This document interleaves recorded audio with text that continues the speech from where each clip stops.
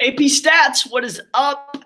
We are over section 7.1b. If you're watching this podcast, you either were absent or I might be at the hospital right now. So I wanted to just kind of start with this podcast and hopefully use this as a means to help you as you study. And as you continue with section 7.1, we did A the other day. We're going to do 7.1b today.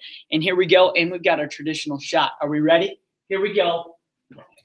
Oh, man, that wasn't even close, but that's okay because we're going to get to section 7.1b right now. Let's go. Hey, as we looked at this idea of what is variability and what does it mean to be biased, we're going to look at that a little bit more in depth today. But before we kind of get to that, what I'd like to do is just kind of show you this idea of a target. And let's pretend that I was shooting at these targets, these 4 targets, and I was to say, okay, based on this, does this, the data points here, show high variability or high bias? Well, in this case, we would say, in fact, it would be high bias because it's away from my center. And however, it would have low variability because it's close together, right? And you kind of can see what bias would be. It means that our aim is off from that center. High variability means that repeated shots are wider or scattered on the target. Look at this one. You'll notice that we have scattered points all around, so we'll have both high bias and high variability. Over here, this would represent the center. Therefore, this has actually low bias with high variability.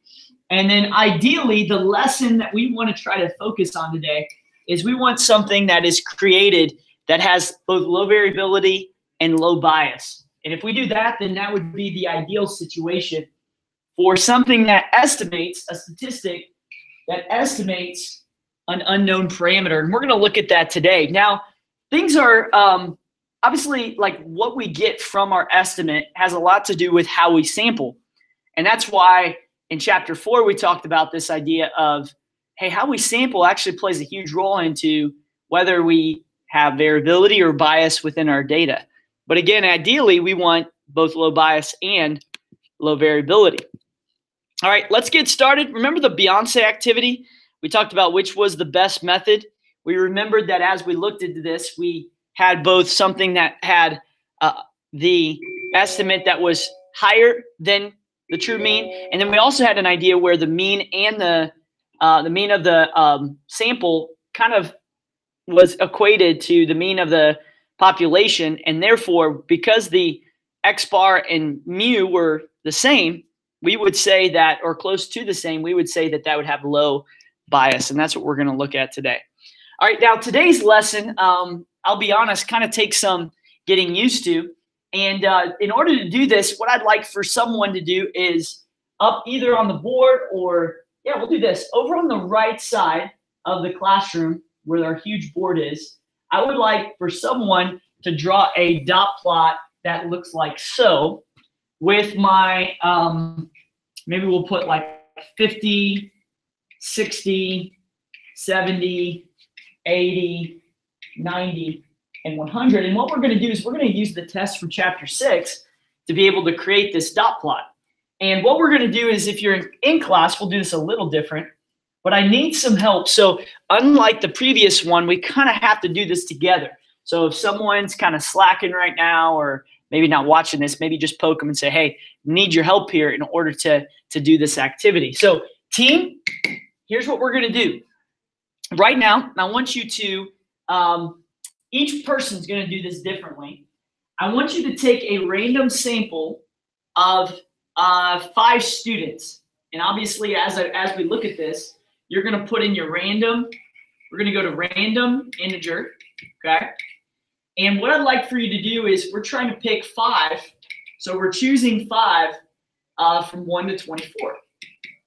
Now, when you get to that number, you're going to choose that score that corresponds to this. And then once you have 5 of those students, those 5 test scores, we'll average those scores together. We'll put the scores here. And then once you put the scores here, we'll find the mean of those scores. Now, real quick, out loud, what type of distribution are we creating? Yes, you're exactly right. We call this a sampling distribution that we are trying to create here. Now, each person in the class will have 4 specific points. Each of these will be X bars that we'll find here, right? And we're going to use all of our X bars to estimate what is our true mu. If we didn't know what our mean was, right, we have no idea. We don't have the population distribution that maybe is here. And obviously, this might be easier because there's only 24 pieces. But let's say it's a lot larger. How can we truly estimate our true mu? So we're going to randomly sample using our random integer and go into our calculator. You could also do this by using a random number generator. But for right now, just to make it unique, let's go to random integer and choose 5 out from 1 to 24. Okay? All right. Now, as you do this, you're going to create this dot plot. I say different sticker, but I'm not with you. So you're going to do just a dot. So as you go, let's say you get 70 to 75. So we're just going to go 1, 2, 3, 4. So this would be 71, 2, 3, 4, 5. And so if you get a dot here that's around 71.5, we're going to round either way. So we'll say 71.5 is about 72. And let's say you did another sample that was about 69, put one there. And one that was 70 we'll put here, 67 here, 75 here. And I mean, you're going to be higher, right? So 79. And you're going to put dots there. Now, if someone's already there, make sure you put it above it. And then we're going to sit back and see what is the true mu. So all of these, this is a sampling distribution. But technically, it actually is not. Can anybody tell me, maybe you talk amongst each other and pause the video, why this technically is not a sampling distribution? Yeah, I heard that out there. You're right. We did not have all of them. Where's all the possibilities? Well, all possibilities of size 5 is going to be a heck of a lot, right? So what we're going to do is we're just going to use a random integer to do as many as we possibly can to see where is this thing actually headed, okay? Now, what does each dot on the poster read, or on the side on the whiteboard, what do they actually mean? Well, this dot represents, this is actually 67 average, right? So this is a X bar of, so it's the mean of a sample. So you could say mean of a sample of 5 test scores on chapter 6 test. Also, I need some context down here. I forgot that. Shame on Coach Jay. Got context there. So that would be chapter 6 scores. So this is helping me to estimate the true true mean mu of my population. Okay, so it's the X bar of a sample of 5 test scores on chapter 6 test. Okay, again, you're going to copy it down on number 1, and then we'll be rocking and rolling. So what do you think the true chapter 6 test average is? Well, I hope that after all of the dots have been put on there, if we sampled appropriately, it should be around that 75 mark. So our highest peak should be close to 75, and it should almost look like this normal, approximately normal distribution that's there after you've stated that. So, and you would say that because my X bar should be the estimate, this sampling distribution should be an estimate of my mu, my true mean of my population. And what would be my true mu? My true mu would actually be 75.71. If, let's say, the true mu was 75.71, but when we go back to it, we sampled inappropriately, and all of a sudden our average was closer to 68. We would say that in that instance, we would have what we call bias. And the goal of this is when we sample that we actually have low bias that's there. Number 4, it's another good one. It says a sampling distribution shows the means calculated from all the possible samples. And I kind of already stated this, so I apologize. Is the above dot plot a sample distribution? The answer is actually no, because we didn't take all possible samples of size 5. You say, Coach, how many actually would there be? It's actually quite humorous here. When we do this, if we were to kind of state this, the combination, this is just a side note, by the way, it would actually be NCK, or all combinations, where N would actually be the total number of students. So we would say, I think there are 24 that we calculated, with 5 being, so we're choosing 5 from 24, and that would be like millions of samples that are there, okay? Cool. Let's go. All right, this next one. Okay, we took a random sample of 5 midterm scores at Wesleyan and got a mean of 68. Is this convincing evidence that Wesleyan students did worse than students at our school?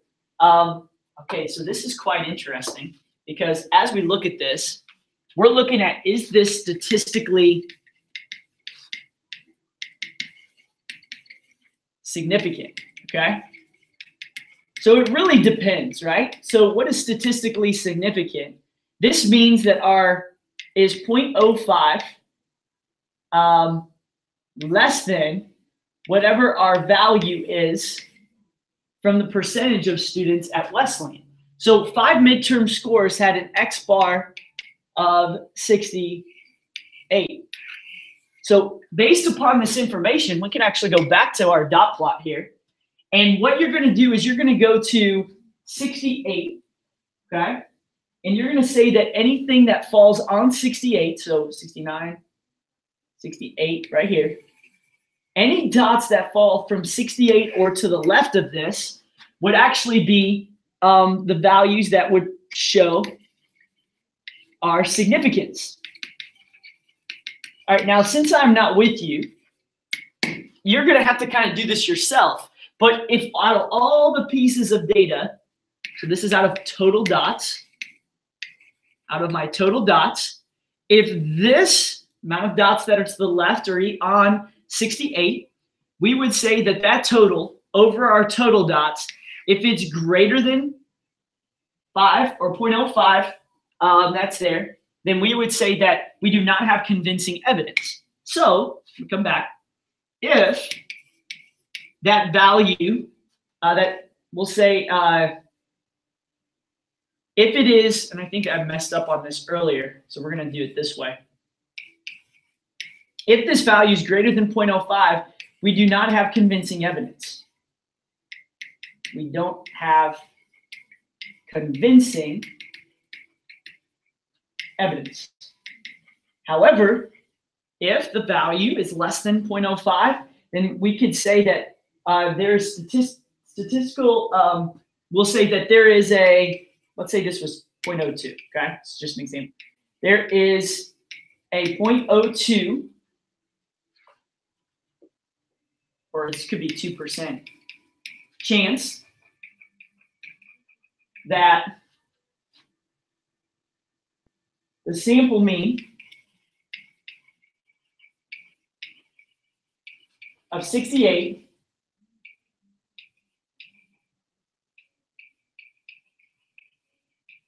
purely by chance.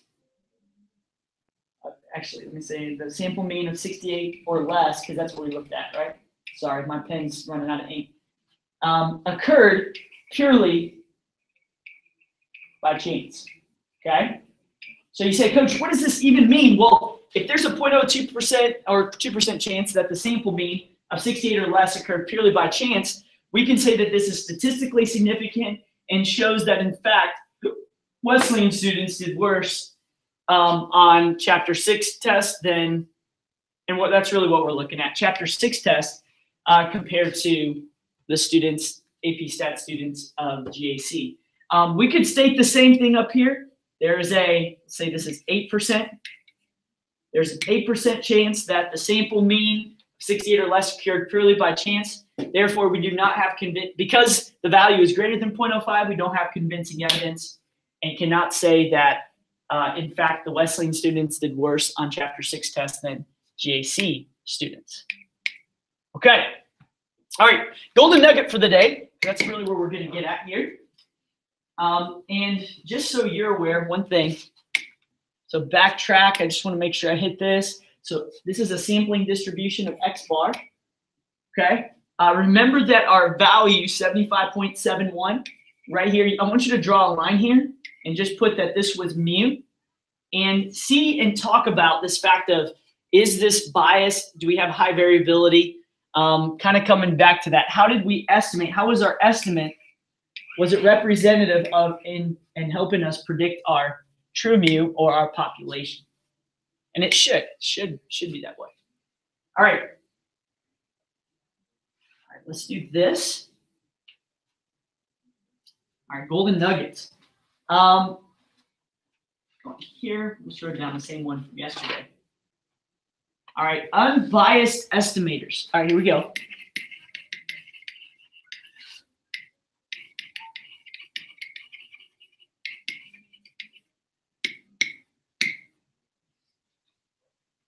Okay, so here we go. A statistic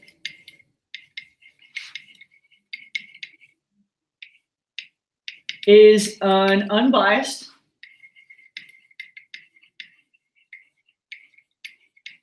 estimator if the mean of the sampling distribution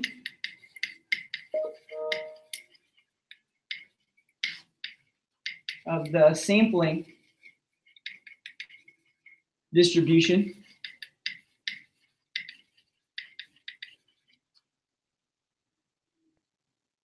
is equal to the true parameter. To the true parameter. You say, Coach, what is the parameter in statistics again?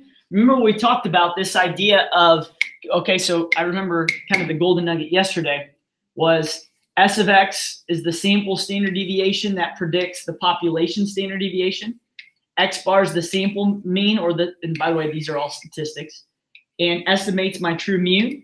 And P hat is my sample proportion that estimates my P, or my true proportion of my population. So this would be a parameter. This would be a statistic. Statistics estimate parameters. Okay, remember that. All right, let's go to the next thing. Here we are, last part here. Oh yeah, by the way, over here, if we have a dot plot, right? I'll give two dot plots. We'll make them the same, okay? If the true mu is close to the X bar mean, this would be unbiased. If the mu was way away from over here, so like let's say it's up over on this side, this one would be biased because the mean of my sampling distribution is away from my true mean, okay? So, all right, variability. Let's talk about this idea, and then we'll be done. And then I want you to do the check your understanding there. Variability has two things with it. Number one, increasing sample size. Well, actually, there's only one thing, my fault. Increasing the sample size reduces or decreases, maybe that's better, not reduces, decreases, it's either way, the variability of the statistic. So based on this information, what could we have done to provide, to maybe make a better sampling distribution for this? What could we have done on number one to create a better sampling distribution? Yeah, we could have increased the sample size, which would have reduced the variability that's there. So just, again, a couple thoughts as we get through it on that. Go ahead and do the check your understanding. Pause it. Make sure you complete that there. And then here's the check your understanding again. And then once you unpause me, there's the answer. So just make sure that, in fact, it measures up pretty closely there. And go ahead and walk through numbers 1, 2, and 3 with someone that's next to you. Sound good? Hey, I hope that was helpful for you. I know that my whole job, hopefully, is to help this be a smooth transition. If I do miss, I hope this is of help to you as you prepare. coming up for Chapter 7 test on Monday. Thank you very much. Have a good one. Bye.